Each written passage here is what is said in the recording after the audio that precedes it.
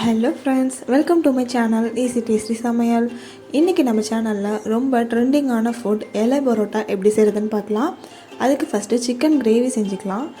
எண்ணெயில் 2 வெங்காயத்தை நான் இந்த மாதிரி வதக்கி எடுத்துக்கிறேன். வெங்காயம் நல்லா வதங்கினதுக்கப்புறமா இஞ்சி பூண்டு பேஸ்ட்டு சேர்த்துடலாம். இன்றைக்கி நான் 1 kg சிக்கன் கிரேவி செய்ய போகிறேன். அதுக்காக 4 ஸ்பூன் இஞ்சி பூண்டு பேஸ்ட் எடுத்துக்கிறேன். இதில் ஒரு 4 தக்காளியை அரைச்சி சேர்த்துக்கலாம். கிரேவிக்கு எப்போவுமே தக்காளியை அரைச்சி சேர்த்துக்கோங்க, அப்போ தான் நல்லாயிருக்கும். கிரேவி நல்லா இந்த மாதிரி தக்காளி வதங்கினதுக்கப்புறமா தேவையான அளவு உப்பு சேர்த்துக்கோங்க. 1/4 டீஸ்பூன் மஞ்சள் தூள், 2 டீஸ்பூன் மிளகாய் தூள், உங்கள் காரத்துக்கு ஏற்ற மாதிரி சேர்த்துக்கோங்க. 3 டீஸ்பூன் மல்லித்தூள் சேர்த்துக்கோங்க.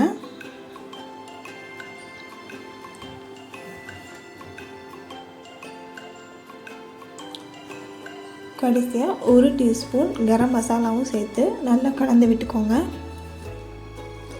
மசாலாவோட பச்சை ஸ்மெல்லாம் போனதுக்கப்புறமா நான் இதில் 1 kg சிக்கனை நல்லா வாஷ் பண்ணி சேர்த்துக்கிறேன். சிக்கன் இந்த மசாலாவோட ஒரு 2 நிமிஷம் நல்லா வேகட்டும். அதுக்கப்புறமா தண்ணி சேர்த்துக்கோங்க. கிரேவி எந்த கன்சிஸ்டன்சியில் வேணுமோ அந்தளவு தண்ணி சேர்த்துக்கோங்க. இதை மூடி போட்டு மீடியம் ஃப்ளேமில் ஒரு 15 நிமிஷம் நல்லா வேக வச்சு எடுத்துக்கோங்க. எனக்கு சிக்கன் கிரேவி இந்த அளவில் போதும், லைட்டாக குழம்பு மாதிரி எனக்கு வேணும்.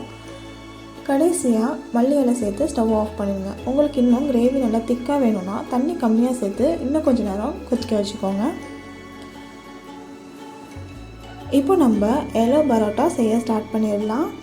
அதுக்கு இலையோட சாப்பிட்ற பகுதியை இந்த மாதிரி ஹீட் பண்ணி எடுத்துக்கோங்க. லைட்டாக முன்பகுதி இருக்குல்ல, அதை லைட்டாக ஹீட் பண்ணிக்கோங்க. அதுக்கப்புறமா அதில் ஒரு பரோட்டா வச்சுக்கலாம். அதுக்கு மேலே குருமா ஊற்றிக்கலாம். நான் இன்றைக்கி கடையில் வாங்கின பரோட்டா வச்சு தான் செய்கிறேன். குருமாவும் கடையில் வாங்கினது, கிரேவி மட்டும் வீட்டில் செஞ்சுக்கிட்டேன். இப்போ நம்ம செஞ்ச கிரேவியை இந்த மாதிரி வச்சிடலாம் மேலே.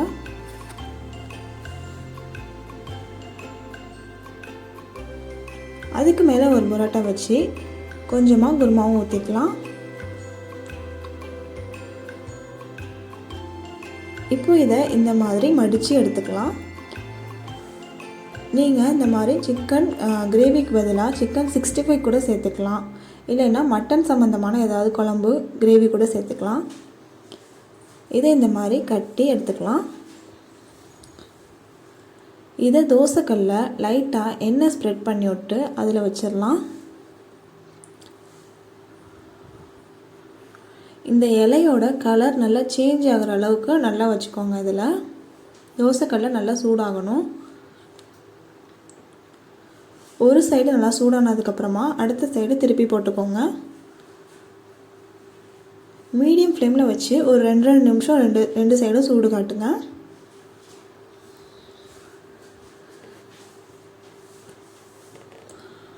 நல்லா சூடாகிடுச்சு. இப்போ ஓப்பன் பண்ணி பார்க்கலாம். பாருங்கள், எல்லோ பரோட்டா சூப்பராக ரெடி ஆகிடுச்சு. இப்போது இது ரொம்பவே ட்ரெண்டிங்கான ஃபுட்டு. இது நம்ம வீட்டிலே செஞ்சு பார்க்கலாம். உள்ளே இந்த மாதிரி இருக்குது. இதோட டேஸ்ட்டு நிஜமாலுமே சூப்பராக இருந்தது. கண்டிப்பாக நீங்கள் ட்ரை பண்ணி பாருங்கள்.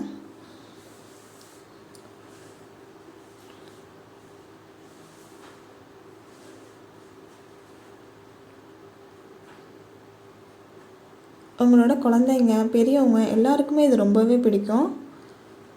கண்டிப்பாக ட்ரை பண்ணி பார்த்துட்டு எப்படி இருந்ததுன்னு கமெண்ட்டில் சொல்லுங்கள். உங்களுக்கு இந்த சேனல் பிடிச்சிருந்தா லைக் பண்ணுங்கள், ஷேர் பண்ணுங்கள், மறக்காமல் சப்ஸ்கிரைப் பண்ணுங்கள்.